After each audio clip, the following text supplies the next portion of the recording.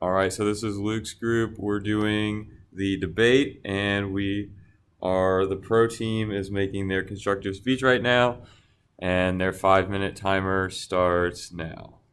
Without a doubt, the plastic manufacturers should be held accountable for the bisphenol A or BPA that is present inside of their plastics. According to the European Chemicals Agency, BPA poses significant risk to the environment and anybody that is exposed to it by detrimental transgenerational effects such as toxic effects on the ability to reproduce. Due to the known toxicity of BPA, many companies, states, and countries have taken action to prevent the use of BPA due to its potentially dangerous effects. The European Chemicals Agency has determined that BPA is to be restricted in thermal paper, restricted in materials in contact with food, and limited in toys. According to the Consumers Union, 11 states in the United States of America have now issued some sort of ban on BPA that ranges from just bans in sippy cups or vape bottles to all plastic. According to the Environmental Protection Agency, the EPA has outlined an action plan for BPA that includes placing BPA on the concern list as a substance that has potential long-term adverse effects on growth, reproduction, and development.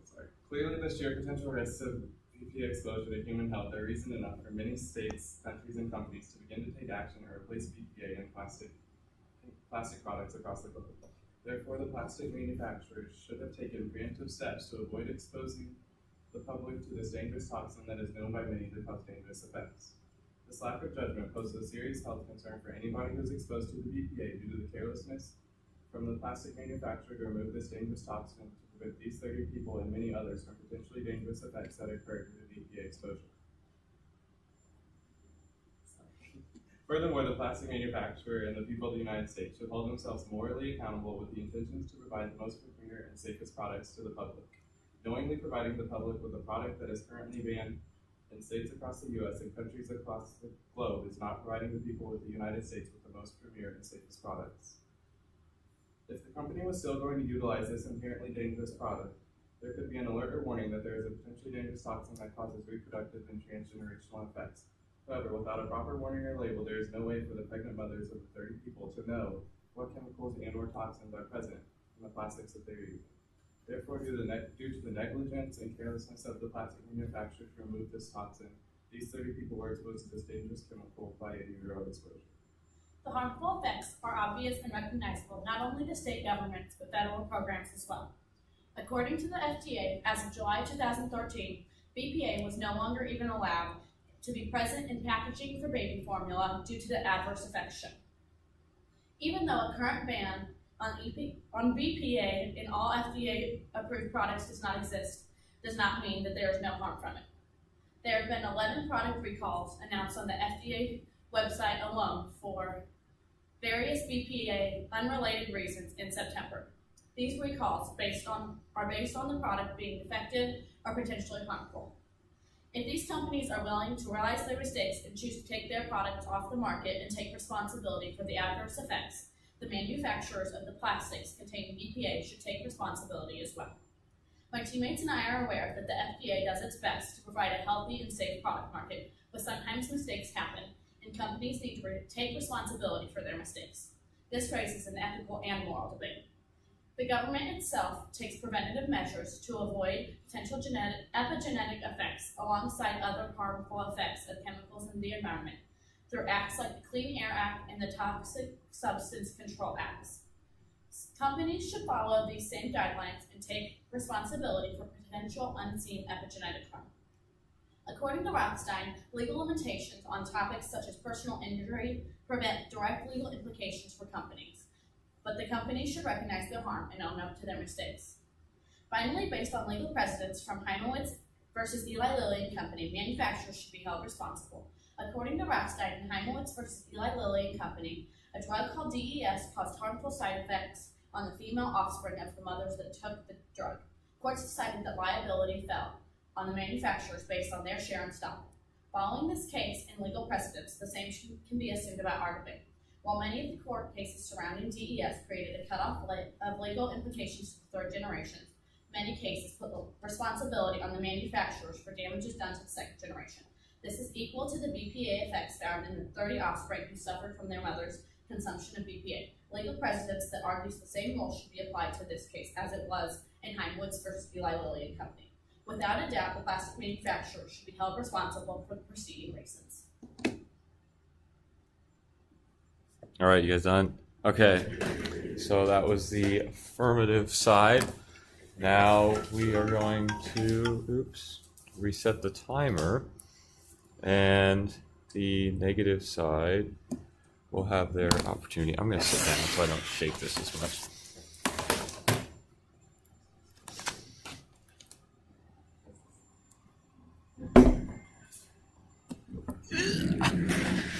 All right. So, okay, so next up is the negative side. You guys have 5 minutes, starting now.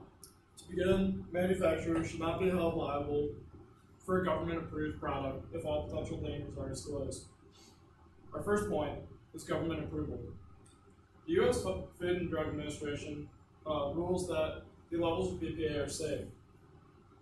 BPA may leak into products through trace amounts and migrate into packaging or bottles. The FDA Center for Toxicology shows no effect from low-dose exposure. Since the FDA rules it safe, manufacturers in a free market cannot be held liable when info is not withheld. Our second point is user liability. In the September 1987 issue of Harvard Business Review, states that a company cannot be held liable unless there is a defect in product or service. The Cornell Law Institute labels a company liable if there is design defect, manufacturing defect, or defect in marketing. Since there is no design defect or no manufacturing defect, that means that there is possibly a defect in marketing. The Cornell Law Institute labels a defect in marketing as improper instructions and failure to warn customers of latent dangers in the product. It is the burden of the pro team in today's debate to prove that the manufacturers of the product containing BPA are liable for withholding knowledge from consumers about any known dangers of BPA. Also, recognizing BPA as a dangerous product would actually hurt consumers themselves. When the U.S. banned dangerous goods from the market in the past, these goods were replaced with even more dangerous products. Legal challenges for manufacturers to produce and sell goods containing BPA would encourage manufacturers to use a substitute that accomplishes the same function but with lower costs. In fact, BPA-free plastic is no safer than plastic with BPA. One UCLA study measured the impact of BPS, the most common BPA alternative, on zebrafish embryos. The author of the study, a reproductive endocrinologist Nancy Wade, said herself, "Our research showed that low levels of BPS had a similar impact on the embryo as BPA."